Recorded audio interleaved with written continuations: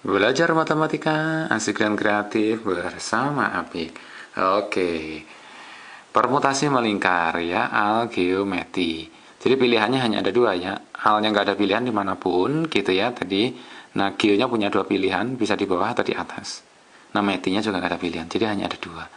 Nah, dengan cara yang sama, kalau melingkar ini ada n unsur gitu. 1, 2, 3, 4, 5, 6, 7, 8, 9 sampai n gitu ya. Maka kita untuk menaruh pertama untuk permutasi melingkar dari n, yang pertama ini nggak ada pilihan.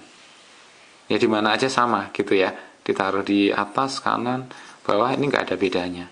Itu kan berarti satu. Oke, nggak kita tulis.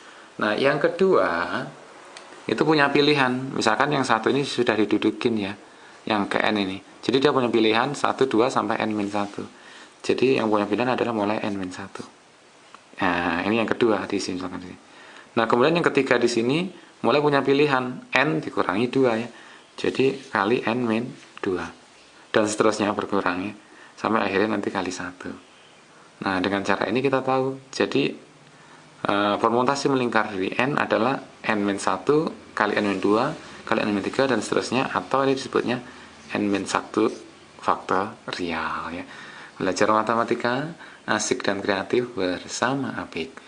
Nah, kalau kita kembali pada n-nya tadi 3, algeometri, berarti 3 dikurangi 1 adalah 2 ya. 2 faktorial.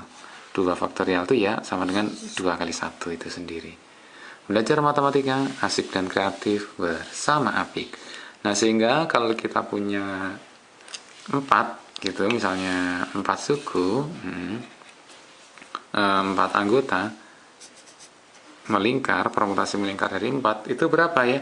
Ya berarti kita sudah tahu. Orang yang pertama nggak punya pilihan, nggak dihitung.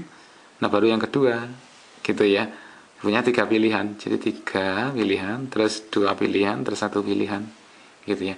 Jadi sama dengan 6 formasi gitu ya.